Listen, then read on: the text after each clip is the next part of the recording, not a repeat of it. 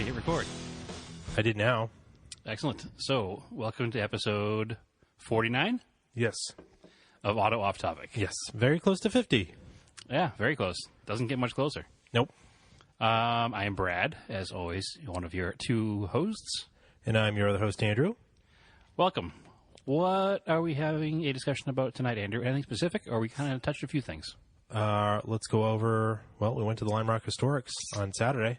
We did. What is the Lime Rock Historics? I think we talked about that already pretty much. We did. It's a festival of vintage sports cars. I'm not sure what the cutoff date is, Not sure either. because there was a 964 on track this weekend. It was in the catch-all class, though. Yeah, but still, it just seemed a little more modern than normal. Not a huge fan of that, but it is what it is. Nope. It was an excellent day. We didn't go all weekend like I had thought we were going to be doing, but so no camping out there. We just did the one day Saturday and came home Saturday night. Which But is probably for the best because it just rained like crazy afterwards. Yeah, Sunday was miserable up here. We got the remnants of Harvey. I mean, not nearly what they got in Houston, but no, it was just gross. a lot of rain. Yeah, And you wouldn't want to be out camping in it. yeah. Well, wouldn't be the first time. So that was pretty cool. We ran into, a few listeners. It was Steve, Katie, and Jesse, Yep. and gave them some stickers. And we also ran into a friend of ours who runs Clunk Bucket and writes for some other places, Mike Bumbeck. Yes, he's a freelance pretty much now for a lot of different automotive websites. Yes. So he was there covering that event, so we saw him. I actually saw his first in Montero first. Yes, we're like, So- oh, Mike's here. Because as most of our friends, he's a Mitsubishi person. Yep. Actually, not most of our friends, but most of our friends that get mentioned on the podcast because, Yeah. we're talking about cars. So And it was funny because he drives basically the identical truck to mine, my silver one, my 89. So, Yeah. we were walking through the, infield parking area, and I, look over, and I was like, oh, there's an 89. There's a long wheelbase Montero. And then I looked, and I was like, oh, it's Mike. That yeah, checks out. Usually it's going to be Mike. If it, kind of an event. generally, we know whoever owns them, which means there's not a lot of them around. So, Especially not in the Northeast. Yeah. I mean, people out in the West Coast, sometimes they'll put a picture up and be like, who owns this? And nobody knows who it is. But yeah. here on the East Coast, there aren't that many. So we know pretty much everybody that's got one. So We left my house. Well, then we picked up Brad, so Stephanie went with us, and we went. It was about a 3-hour drive to Lime Rock.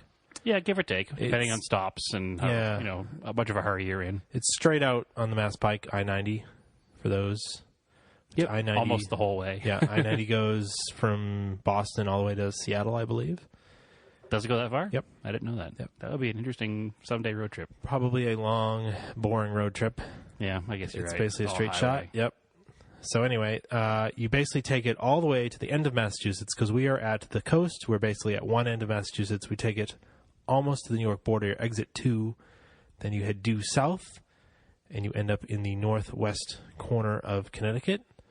Yeah, it's pretty much as far away as you can get in Connecticut from here. Yeah.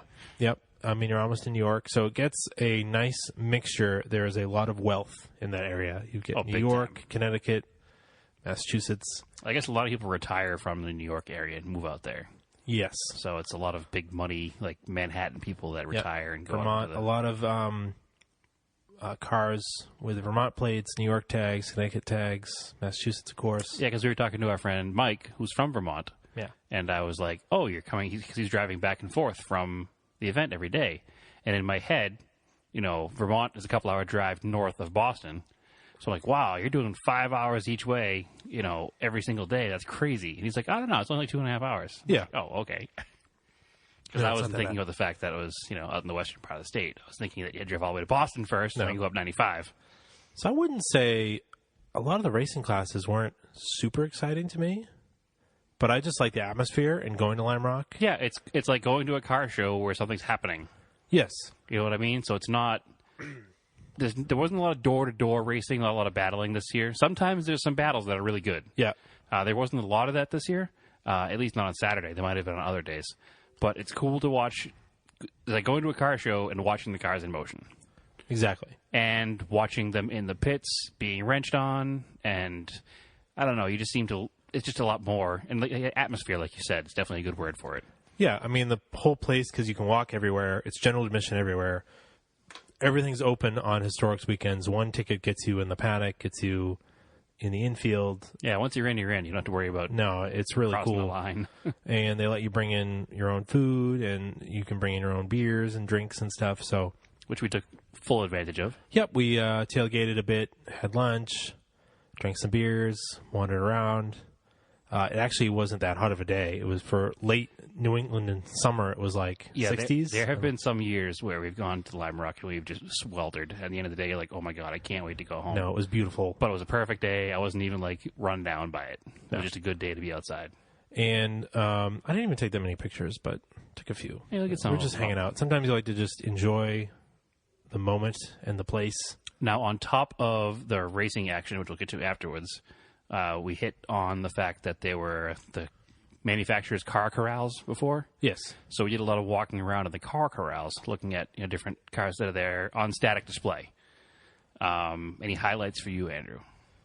Yeah, so basically the way it works, you can either park in a car corral, or if you show up with a really cool car as you're going in, they'll like pull you out of line of like regular car parking sometimes and just Oh, I didn't know that. yeah. So where were they parked? all those cars parked along the line, like where there was like a mini club parked, Yep. and then all those random cars that are on the side of the road. Well, those were all highlights. Yeah. Okay, that explains why there were some amazing cars there then. Yeah. So my favorite was the Renault, the Alpine Renault Yeah. 110. Yeah, A110. A110. That was pretty awesome. I've never actually seen one, I don't think, in person. No, I've never seen one in That was person. my first. It's a abnormally tiny car. Yes. Didn't realize that. And oddly French because it has 3-bolt Yeah, wheels. 3 lug wheels. Yeah. Yellow fog lights. and and it's rear-wheel drive, rear engine. rear-wheel drive. Yeah. Yeah. I mean, it's such a cool car, and that color blue. Yeah, the Renault French Racing Blue. Yeah. I love that car. Actually, it's not the French Racing Blue. This because one had French Racing the- blue is not metallic. Yeah. That's a metallic blue. This one had the half gauge. Yeah, it looked like one you would see coverage of from like the Monte Carlo rally in the 70s. And it was dirty. It was driven there. Actually, it was in front of us as it was pulling in. Had New York plates, right? Yep. Yeah. Yeah, it's cool. So it Then- came a bit of a distance and had dirt sprayed up in the quarters. What was the British car you were talking about? It was an MG Arnault coupe. Yeah. I don't know many people who might not be familiar with the Arnault company, but they used to they were like hand-built race cars in England. Yeah. They had they'd take somebody else's basic chassis and they would either rebody it themselves or rebody it by a coach builder and go through the motor and make it a little hotter, make it a little faster.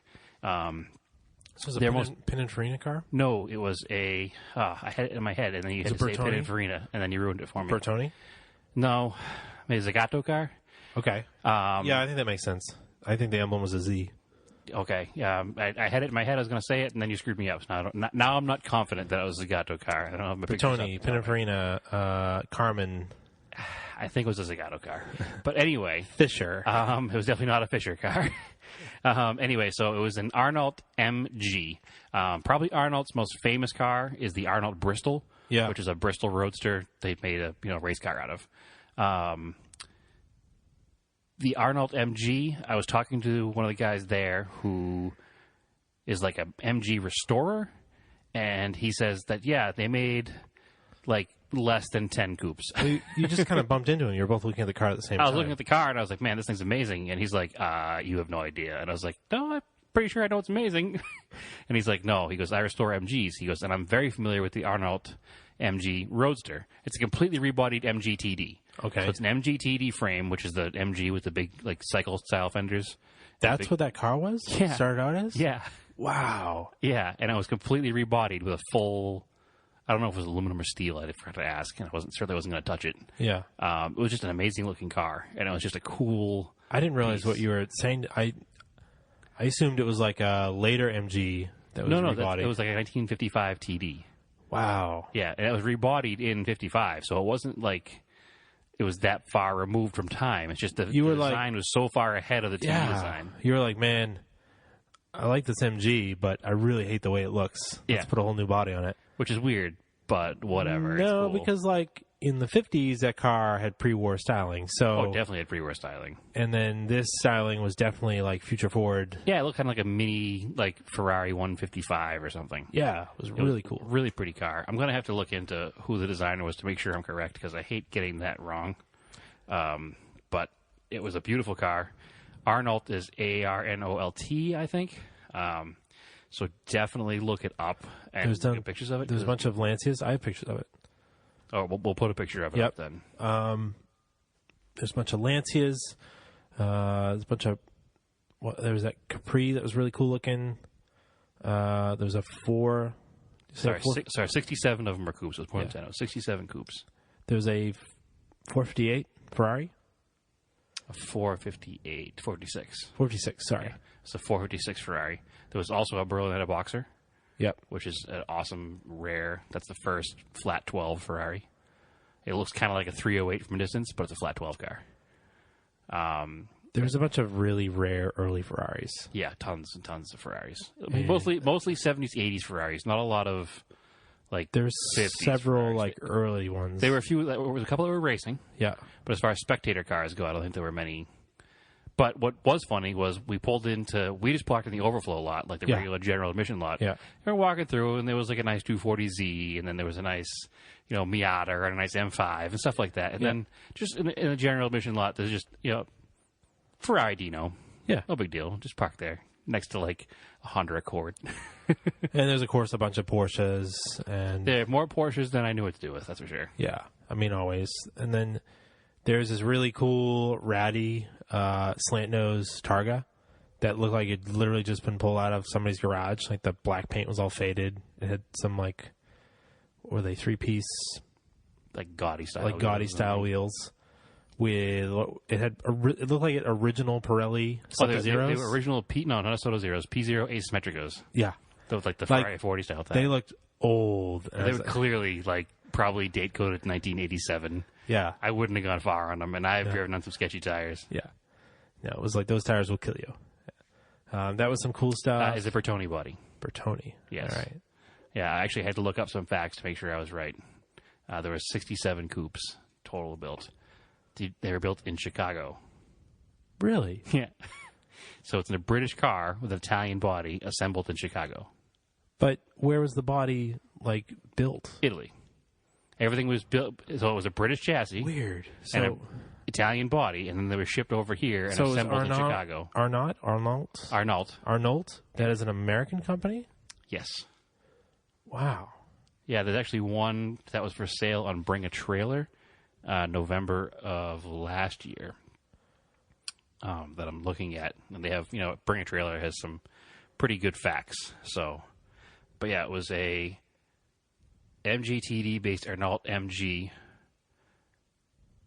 Despite being built around a British-supplied chassis and an Italian-built body, final assembly was done in Chicago, and the cars were considered domestics.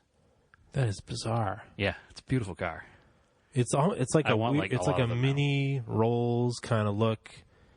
I don't know. It's well proportioned. Yeah, I it think. looks like a proper 50s GT car. Yeah, it's it's really cool. Beautiful car. I'm going to see if I can find the listing on eBay for what it sold for, but Wow, awesome. because now I have a new goal in life. I'm sure it's expensive, but it's just an absolutely stunning car. There's a super cool motor coach. It was a I couldn't tell you what that was. nope. It was converted to a camper. It's Probably mid-50s. It's a flexible. It's Okay. FLYXIBLE. So flexible. Sure. And I actually sent a picture of it to my dad because he knows buses. He says flexible. Yes, that is the way it spelled it. They originally had Buick straight 8 gasoline engines, and he said they were made in Loudonville, Ohio. And it's like this super Art Deco Oh, it's a looking, beautiful bus. It was like green Like- and yellow. yeah, like Aero styled camper bus. It was really cool. That was just in like the The camping spectator area. Yeah, Like we said, there's some serious money in this place, so yeah. it was just a lot of good stuff. Yeah, you definitely have to put up that. I mean, they probably don't have they don't have the breadth of cars that see at the reunion. I don't know. We saw some pretty rare stuff. There is some rare stuff. I mean, we saw that. They don't have a lot of the 80s race cars that I'd like to see. That 80s No, and 90s that hasn't stuff. really hit this area yet. Yeah. But we did see, speaking of the 80s, we saw that MG 190 Evolution 2, Yes. which was never even sold in this country, which is an amazing... Mercedes? You said MG. AMG. Oh, AMG. Yeah. Did I say AMG? Sounded like you said MG. Oh, we were talking about MGs, but yeah, Mercedes-Benz AMG, the 190 Evolution 2, which is the one with the big fender flares and huge spoilers. Yeah. And I've never seen one in person, so to see one was it was very... It had a lot of presence, that's for sure. So the number 51 BMW CSL race car Yeah, that the one we owned saw, by BMW. yeah, that we saw at Mistlewood 2 or 3 years ago, where the guy fired it up while we were standing there. That was Right, we actually saw that running in at the speed. race. Yeah. That was really cool. Well, there was an actual legit GT40 racing as well. Yes, that was a famous race car driver. But I don't know who he was, though. I never actually heard of him. Dan Arnett or Okay. something. Somebody's going to make fun of us for not I knowing him, probably. I really didn't. Yeah, I just didn't recognize him. You know, and then of course everybody liked the picture of the Plymouth GTX I put up with the sign, 6-pack in the front, Bacardi in the back. Which doesn't even make any sense. I assume it means that, like, he's talking about the engine in the front and he's got, like, booze in the trunk. Yeah, But I didn't see the owner of the car. I can only assume that he was wearing a Hawaiian shirt and just stopped by on his way his to a Jimmy nickname Buffett concert. His nickname was Rooster. So Yeah. Like I said, I can only assume he was wearing a Hawaiian shirt and was on his way to a Jimmy Buffett concert afterwards. there's just All I can think. a Porsche RSR just parked. Yes. whatever. Parked. Yeah. Then they had this year they had an auction, or they were planning. It was going to be like today or tomorrow. They're doing an auction. Sunday was the auction. So one of the cars that was there was the last Petty chrome bumper car. Yeah, not the last chrome bumper car, the last Chrysler product that he raced. Okay. Until Petty Enterprises got back with him later on. But the last one that Richard Petty actually drove was a 78 Dodge It was with a D, wasn't it? Diplomat. Yeah, Yeah. So that was really cool. that was cool.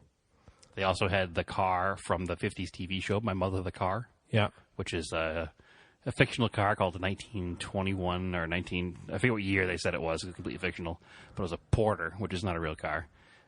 Super ugly, but it was cool because it was the actual television show car. Mm-hmm. Which is, if you're of a certain age, I'm sure you've seen the show, or if you have parents that, could tell you about it. Because it was only on in the 50s, I think. And it was a guy whose mother had passed away. And then he went out in the garage, and the car started talking to him. And she had come back in the form of This doesn't make any sense. family car. It was a 50s sitcom. What do you want? But anyway, that car was there for sale, so that was cool. It was Knight Rider, but not. No, it was She like... helped him solve crimes. No. They just had, like, normal mother-son talks. Like Mr. Ed, where he'd go out in the barn. It was and just talk like to the horse. it was like Mr. Ed, but a car. So it was even less believable than the ridiculous premise of Mr. Ed. So I'm having a hard time finding a value on these. Oh, there we go. The last Arnault MG Coupe I could find that sold in 2015 for $40,000. So it's not like a blue chip car, but it's definitely not something you can just save your pennies a couple of weeks and buy. But it's pretty rare. Yeah, no, and this one here's a little bit rattier too, but I kind of want one now. More than kind of want one, I really want one now. There was some good, well, I don't know if it's good, but there is plenty of like swap meet area stuff. Yeah, there's some good stuff. The only problem I have with going to swap meets, like at an event like this, is because I was like, man, I want to look through this stuff. Like there's some books, but I was like, there's so much other stuff I want to get to, and I can't waste like 2 hours looking through books. Let's do one box of books. Yeah, because like it's like I don't know what to look at, so I'm just gonna ignore it and not buy anything. So Yeah, if I was in a different financial position, I would have walked out of there with a set of wheels. what wheels were there? There was a set of 14 by 7 work. I forget the model of the work wheel, but it was legit JDM work mesh wheel. Yeah, They were 14 by 7, so they were small. They had been Colt fitment, go on. and they were like $480, Oh, which is reasonable for a set of good works. pointing them out to me. Well, what are you going to put them on? I don't know. Yeah, well, had I known you would be interested, then I would have pointed them out to you, but it didn't seem like it was something you would have cared about, so I didn't even bother. Whatever. They had But if I was in a different financial position, I definitely would have bought those for one of my Colts. like there was a guy that he was there last year too, had a bunch of Hot Wheels, and I did grab a couple cool Hot Wheels last year, but Yep. and you got a couple, I did. Nothing super spectacular. But they have the 510 wagon. yeah. But in the Walmart exclusive unpainted, they call it Zamac version, which I know I'll never find at a Walmart because everybody buys them up and resells them on eBay. And he had it there for like $2 instead of $1. Yeah, that guy was pretty reasonable. I paid like $1 or $2 or something. Yeah, I don't mind paying a little bit of a markup because I'm not buying it at a big box store. So Yeah, and it was like, again, there's so many of them, and I was like so distracted by all the other stuff going on. I was like, I don't have time to look through all these. yeah, no, I made it like a cursory glance through. I saw the wagon, and then he was doing like 2 for $4 or something. So I bought something else at the same time. But And then you weren't like nearby, so I was like, shit, I was going to ask you if there are any like that jumped out that like I should grab that are hard to find, but I was like, whatever. honestly, I'm sure that him being a Hot Wheels seller, the good stuff isn't on the $2 table. Yeah, I don't know. I did find like the 240, the Junamai 240Z, the dark blue one. Mm-hmm. I found that one there last year. Dark blue is not the Junamai. The dark blue is the oh, sorry, it is the Junamai. Yeah. I think it's the Sun Kang one. Yeah, all right. No, Never the mind. Sun Kang is the white one. And orange now too. Yeah. Sorry, a little Hot Wheels nerd moment. Nope. I did find a couple of vintage Corgis, which is a British manufacturer of diecast cars. Their original one was an original 60s or early 70s release of a GT40. Yeah. In really nice shape. And one was a baby blue TR3, which some of you may know my father has a baby blue TR3. So I picked both of those up for $20 for a pair of them, which is a deal. So, I mean, the GT40 alone is usually worth $30 or $40. So I did okay. Oh, I did find I gave those both to my father. it was a Rothman's hat pin of Dakar Montero. Oh, yeah, like a second-gen Dakar. Second gen Dakar Montero. The short wheel-based, full-on, like, rally raid style. Yep. So that was pretty cool. That's now in the headliner of your truck. Yep. And I bought a couple similar ones on eBay, and this one's basically the same price as the one that I was watching. Yeah. It was the same one I had on eBay under my watch list, and it was basically the same price. It was there. And I was there. I was like, all right, I'll buy it. Yeah. Yeah, there's some cool stuff. They probably had it sitting in that stupid case for 10 years. At least. Yeah, I'm sure. But it's an enamel pen. It's not like it faded or anything. Exactly. But as far as on-track racing action goes, like we said, it wasn't a lot of wheel-to-wheel or real good competition. It is always fun to watch the cars going around the track. There were a couple unfortunate incidences, which is always, I guess, a risk factor when you're going vintage racing. We did see that white and red 911 long wheelbase car. If I had to guess a year, I'd probably say 71. Yep. That put it into the wall Nose really right in, hard in the S's, which is unfortunate because that car is... I'm sure they'll fix it, but to the layman, it would definitely be a write-off. It was really cool to watch a GT40 go around It was very cool to watch GT40 go around. at speed. So He wasn't certainly pushing it no, because no, it's no. a, almost priceless race car. But I've never seen one under any kind of aggressively driven manner. I've seen one like rolling through a parking lot. Yeah, so yeah. I've never seen one actually run at speed. it was definitely cool to see it going around the track. at And whatever then speed it was going. I think it was the tin top class, or it was the big bore class. It was like 3 liter and above. Which car was this? The 59 Corvette with the hard top Yes. and the big wide slicks. Yes. It was a black 59 Corvette with silver roof. I didn't get a shot of it. I think I have a cell phone picture of it, so we can probably I- try to edit it a little bit. I mean, I was never one for first gen Corvettes, but man, really. does it look good in Full race trim. all black with a silver, like a pewter silver roof. Yep. And big, wide, meaty tires on it. And he was pushing it too. Yeah. He finished like third in his class. Yep. And he was coming through the S's. We sat at the big showcase turn for most of that race. Big Bend. Yeah, Big Bend. And he came through sideways a few times. The big solid or axle car just kind of Yep. And flicking it around. in the same class, there was like a 63 Roadster. So a race car Roadster. Yeah, 65 I think it was, the maroon one. It was silver. 63, I think, was the Roadster. Okay. There was a coupe. The maroon coupe was Yep. 65. That's Yep. right, too. Yeah, the Roadster was silver. You're correct. And then there was actually, I think there was 3 generations. There was the third gen was in the same group. Yeah, there was like an IMSA style, wide-bodied white and red one. It wasn't wide-bodied. It was before that. It wasn't a full IMSA wide body, but it had big pulled fender It was flares on like it. the L82. Yeah, but it definitely had yeah. wider than stock Yeah. fenders. Yeah. I'm not. It wasn't the big box flare like Dan Gurney style one, but it was Greenwood. It wasn't a Greenwood car. the Greenwood style, driven by I think Gurney drove it. That's why it made it famous. Pretty sure he did. You're shaking your head, but Nope. Sorry, I was drinking a lot of arguments. Drinking on his my Polar Seltzer. A lot of arguments on his podcast tonight. Oh, he's going to look it up now. I am going to look it up now because I'm pretty sure that happened.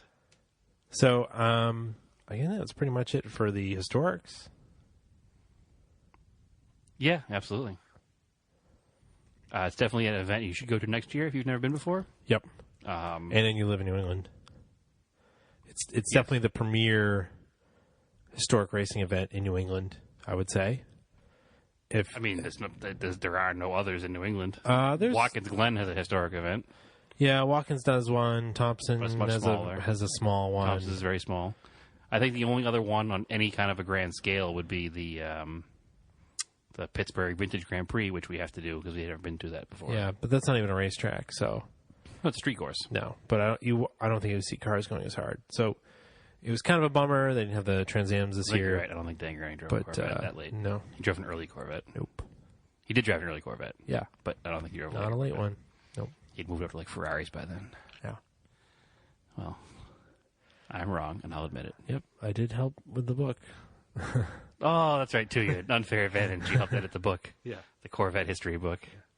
All right, fine. Anyway, what else? Project car updates? I'll move on to that. Sure. Let's see. Have you done anything over the weekend? With the basically just the Montero, I finished peeling off the glue because I removed a bunch of the wood trim, the 90s wood trim. Yeah, stick-on stuff they used to sell on the back of like Motor Trend magazine. Yeah, but it's probably like dealer installed or port installed. Either way, it's gross. It was a big deal. Like everybody put wood trim in their cars. I think some people still ask for it too. One of the last times I was at dealerships, like yeah, really. people Do you have really the wood want trim kit? Yeah, they really want wood trim. And you're like, sure, weirdo. Yeah, it's no good. No. And it always, never ages well either because it's not up to the same like standard as the rest of the factory interior panels. Well, that's the stick-on stuff. I mean, Yeah, which is what you hand had. hand car. Yeah, We're not talking about a Jaguar or Rolls Royce, but factory wood. We're talking about the aftermarket stick-on stuff. yeah. So It's never up to the same nope. quality as the rest of the car, so it's going to wind up. I am going to be able to send my CB back because that's not working. Yeah, it keeps defaulting to channel 9. Yeah, they for sent some me a reason. call tag. So there's something wrong with it. I just got to pull it out and I'll mail it back this week. Yeah, that'll be good to have a working one done by the time we get to Vermont Overland Rally. Yep. That's about it for Project Car Updates for me. I worked on the red truck, and there Yes. was much rejoicing from the crowd. But don't get too excited. No. So, I ordered a set of Fel Pro valve stem seals for the cylinder head, a set of 8. I went out this morning and I picked up the valve spring compressor tool in order to remove the valve springs. From Harbor Freight, which apparently this thing has really good reviews, so it works well. It seems to be the one everybody uses for the Montero 2.6 head. Okay. So, I mean, I don't know if it means good reviews, but it works. It works for the head. Yeah, it's all that matters. Everything fits and there's enough room to work with it. So for $12, totally worth it, I think. I mean, I haven't used it yet, as we'll get to in a second. But anyway, so I incapacitated the vehicle. I took off the valve cover, and then I removed the way the 2.6 4-cylinder is set up. It's an overhead cam motor, and it has 2 rocker shafts that the rockers ride on, and then they are torqued down through the cylinder head. So I had to take off the valve train, I guess you'd call it, over the cam, and get it all set up and ready to pull off the springs. So then I opened the package from a parts source that will remain unnamed. And It's Rock Auto. so much for unnaming it. And there were 4. They're annoying sometimes. Yeah, there were 4 valve stem seals. and they were clearly too small for the vehicle. Yep. So they looked like they belonged, as your father said, because he came over and was looking at what we were doing. Instead of Briggs and Stratton. Yeah, he said it looks like it goes in a lawnmower. So They're super tiny. Like, way tiny. oh, this is not good. Plus, there's only 4 of them, which doesn't make any sense. Nope. What kit would come with 4 of them? And the picture that I ordered clearly showed 8 of them. So I'm a little upset because I took the car apart and made it so I can't like start it and move it. So now it was at my father's house, so it was in front of his garage door, and I was like, ugh, now I got to move it somewhere and have to shuffle cars around so we could just push it straight back into a parking spot. And I pretty much just gave up in frustration because I didn't have the parts. And then my father was like, oh, why don't we just go to Napa and buy some? And I was like, stop. Like, just stop, please. I wouldn't have ordered them from Rock Auto if I could just go to Napa and buy them. And it's Labor Day. No, nobody has parts for these things. Yeah, unfortunately, it's too old and too obscure, and you got to buy stuff online. So, unfortunately, once again, the Project Car update from me is the Red Raider is still not running. Despite every attempt that I've made, something in the universe is saying, don't finish this car. So, it is what it is. I don't know. The valve cover's off it, so we're there. The valve cover's off, and the valve train is out. So, I mean, at least all we got to do once we get the correct parts in is pull the compress the springs, pull the keepers out, Yeah. swap the seals, Maybe it'll work. put it back together, and if it works, great. If it doesn't, you can look for it at the bottom of the Atlantic Ocean. Sure. I'm kidding. Don't tell my insurance company I said that. It's really not going to happen. Nope, definitely not. Yeah. We'll figure out something.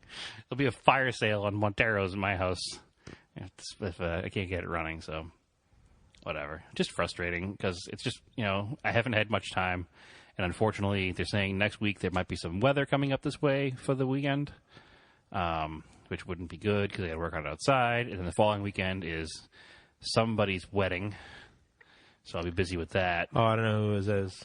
No, I don't think you do. Nope. Was I invited? No. Yeah, just don't show up. Stephanie won't care at all. No, it's obviously Andrew's wedding in 2 weeks, so that Technically, weekend I wasn't invited. That's a true point. So do you have to go or not? Well, you invited people, but you weren't invited. I'll send you an invite. Don't worry. Okay. Is there a Facebook event? Because otherwise it's not official. There's not actually. No. If there's no Facebook event, does that mean you guys aren't really getting married? Yeah. I think that's how it works. Anyway, so I don't know when the next time I'm going to get to work on it is. I'm going to have to try to do it during the week, I guess, after work, which is always kind of a pain. But I don't have a choice because I'm not going to be able to work on the weekend until 3 weeks from now. And it's just frustrating. Just venting my frustrations over the Ottawa topic.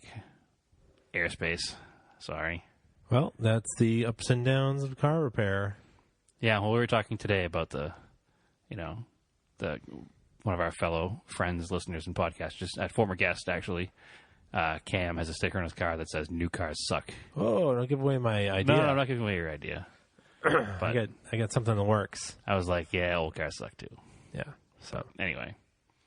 So that's it for my Project Care updates. We still stand in the same place we stood before. I washed the Silverado. All right. That's a positive. All right. I got the New Jersey mud off of it finally. I noticed it was really shiny. Yeah, I spray waxed it afterwards, too. We used it to haul some stuff before the show. We used it for truck. Yeah. Did truck things with my truck. Truck things. Yeah, we hauled 2 small things, which you probably could have put in the back of the Montero. Yeah, exactly. But it's easier to put them in a pickup truck. Oh, a sperm whale. Yeah. So anyway, it's the only positive thing is I washed and waxed the truck, so that's it. Oh, I did wash my truck before the Storks. Put tire shine on it. That's true. Looked really nice. Looked like it never went off road. Yeah, it's funny. I was saying that as we're becoming more and more into this off-road thing, it's really hard because we've always been clean car people. And now here we are, like, purposely driving them through dirt and trees. And I clean them afterwards. I know, but it's just one of those things. It's just hard to think about things differently than we used to. We used to avoid getting cars dirty, and now we're just like, F it. We're going to drive this thing through the mud. So, whatever. People change. Times change. We still have clean cars, too, but we like to get dirty cars. So, anything else on the docket for tonight, Andrew? Not really. Have you watched any of the new season of Narcos yet? I have not. There is, of course, just like if you watch past seasons of Narcos, there's a bunch of vintage 4x4s. Yes. Because it takes place in South America. I heard there's a couple more Monteros than there were before. Yep. Which there were Monteros in the first season. I don't know what that guy was talking about. There's definitely Monteros in the first season. Yeah, there was a... Like, there's a picture of the two main characters leaning on the in hood. the Montero. In the Montero, and then Yeah. leaning on the hood. Like... Yeah, on one of the Montero Facebook groups, somebody said that they'd never seen a Montero in Narcos before. And we're like, clearly you weren't paying attention because they were all over the place. Yeah. But there's more of them now this season, so... Yeah. Did the new season just come out? Like 2 days, like the beginning of the weekend. All right, I haven't watched it yet. We have already, this is not, it sounds terrible. We have, well, you know what? It rained all day Sunday, so we have blasted through nearly 10 episodes. That's all right. It happens. It's a good show. I'm still, really trying to get through the Defenders, so... I'm like 6 episodes in, and I'm sold. After the first 2 episodes, I was in. I don't know. I'm still having a hard time. Once I'm they- sticking with it because I want to be there for the movie and all the other shows. Once and they everything else, but, fixed all the scatteredness, the first 2 episodes, and tied everything together, I was like, all right, I'm in. yeah, I don't mind this. I just have to get through it, and then I'll start watching Narcos. Anyway, this is not a television episode Whatever. podcast, but I don't think there's any, other than like Narcos, I think that's the only thing that's cool. I mean, even the other cars that are in the show are pretty cool. yeah, because it's all period stuff from the 80s. Mm-hmm. Well, now they're moved into the 90s, so. Okay, but there's still be leftover 80s stuff. Yeah, exactly. I'm trying to think if there's anything else right now that has stuff like that, but not no, really. No, The Americans is the only other show that's got a lot of cool cars and that's not on the air right now. Yeah, which we saw like a Dodge Diplomat on the way to Lime Rock. Yeah, the red one parked. It was like a mint Dodge Diplomat. Yeah, and there was another one at Lime Rock Yeah. that had, must have had a warmed over 360 in it because they had rubber on both quarter panels. Yeah, big fat tires on it. Yeah. Actually, the Richard Petty Dodge was not a Diplomat, now that we say Diplomat. It was a full-size Dodge. I don't know what that would be. I do. My Moparness is wearing off tonight, Oh, apparently. come on. Mopar, no car. You only drive Dodges. I know. You should get a Colt. Magnum. Dodge Magnum. Okay. That's what it was. All right. So it was the full-size Dodge. All right. So how come I haven't seen anybody do a Colt up in Petty colors? Oh, I'm sure it's been done. I mean, it must have been at some point. The Colts were more popular with NHRA. So Yeah. they had a lot of probably NHRA-style ones. Not. Although, fun fact, Richard Petty did race in the NHRA Okay. for one season. I didn't know that. Yeah. I don't know what year it was, but it was like 64, 65. Dodge had hired him to drive, because they're so popular, they wanted him to drive a drag car. They drove a Barracuda. All right. So right. it looks like 1965. He had a Plymouth Barracuda that was done in Petty Blue with number 43 on the side. So it was an altered wheelbase car. But it was done up just like his NASCAR cars, so people knew it was him. And it was like a publicity stunt by Dodge because he was Okay. such a popular driver. So yeah, he did. 1965, he actually raced a car. But All right. no Colts in Petty Blue, which is kind of a cool thing because as a kid, I was a huge NASCAR fan, and Richard Petty was my guy. I was a fan of him. He was the best. So I can't believe the man is still alive. he isn't that old. Have you seen him lately? He's pretty old. He's got to be, 85? I have no idea. I haven't seen him I haven't seen a picture of him in a long time. I don't think he really does much, does he? He's 80. All right, yeah. So, yeah, he's still That's up usually there. with the Colt. Petty Blue. Big old 43 on the side. Negative, sir. Why not? Because I'm not going to do it. It's a bad idea. I'm not really good at making good ideas, but I always know a bad idea. So Fine idea. it's not a fine idea. Do the STP neon orange and blue. Actually, in 78, Because it's not golf livery. No, it's not golf livery. No, it's definitely Petty. Speaking of golf livery, I was disappointed about that at Lime Rock this weekend. Actually, They run Formula V. they didn't run the Formula V Yeah. cars. Yeah, and we have a friend with a golf liveried Formula V. We wanted to see run. He was there promoting the Formula V class, Yeah. but he wasn't there racing the car. So the car was there, and he was there, kind of talking to people who might be interested in getting into Formula V and trying to promote it in the sport. But he unfortunately was not racing. They had Formula Juniors, but no Formula V cars. So Yeah, those are weird cars. Those old the things. Formula Vs. No, The Formula Juniors. Yeah. Yeah, because they're basically all hand builds. Yeah. So they all conformed to whatever rules they could, and then they were just whatever the designer thought was going to work best. Hey, have you ever raced in a coffin? Yeah. 'Cause that'd be great. Yeah, but the green car looked like a coffin. Yes, it Like, did. there was no, like, the driver sat pretty much at the back of the car. Like, he sat behind the rear axle or on top of the rear axle. Yeah, there's so many different schools of thought. Like, let's do a front engine rear-wheel drive. Let's do mid-engine rear-wheel drive. Yeah, rear engine rear wheel drive. Let's do like middle engine rear-wheel drive and put the driver like way out in the front. There were some in the 60s, some in the 30s and 40s, I should say, that had like the offset engine. Like the engine was in the front, Yeah. like offset hard to the left. Like, it's like, what? Well, I think that's so you could just have a straight drive shaft. Like if you had direct drive or something. No, a lot of it was for oval tracks. Yeah, there was one weight oval offset. track car that raced at Indy that was raced in the pre-war stuff. The announcer was saying there was also a At Lime Rock? yeah, there was a Unfortunately, we missed the pre-war race somehow because it must have been in the flea market area. the second time around you were off talking to someone. I watched it. Oh, okay. Yeah. I missed it both times apparently, which is Yeah. unfortunate because I like watching the pre-war race. And they had Actually, I was talking to our friend with the Golf liveried Formula V car. they had a midget race car. Like, That's cool. Yep, that was pretty cool. And then a bunch of the big alphas that basically you watch They were the there? guy. There's a couple of big alphas, yeah. Oh man. And the driver pretty much like turns with their shoulders. It's not like arms, it's like up top in the shoulders, like moving the entire shoulders. Like imagine like you're trying to close, the ship is sinking and there's that giant valve you need to close to cut off the water like in the movies, and that's basically the wheel for this, the steering wheel for this Yeah, the comically race car. large. Yeah, it's ridiculous. So that was pretty cool, and I don't know. Oh man, I had just pointed my browser here to Richard Petty to find out how old he was, and he was the honorary pace car driver this weekend at Darlington, I guess. Yeah. And they had to black flag him because he spent like 3 extra laps driving his 67 Belvedere around the track because he didn't want to come into the pits. It's pretty awesome. Black Flag the King. Yeah. Richard Petty had a little too much fun as the honorary pace car driver for Throwback Weekend at Darlington, taking his 67 Plymouth out for a few extra laps. That's pretty awesome. He's still the best, obviously. So my childhood hero still rules. I used to remember the poster. It used to be over the little, Slot car inside. track. Yeah, slot car track. It said Yeah. the king will always rule, and had Yeah. like pictures of those old cars on it. But that's funny. Does he still have the most wins? I don't know. I'm not going to get that deep into Googling all this stuff now on air. All right. But either way, he's awesome. He'll always be awesome. So, anything else going on, Andrew? No, that's it. All right. All right. Good night, everybody. Well, before we do that, Oh, yeah. We should probably do our plugs, huh? yeah. I'm like, I want to go home. Yeah, slow it down there. Pump the brakes there, Junior.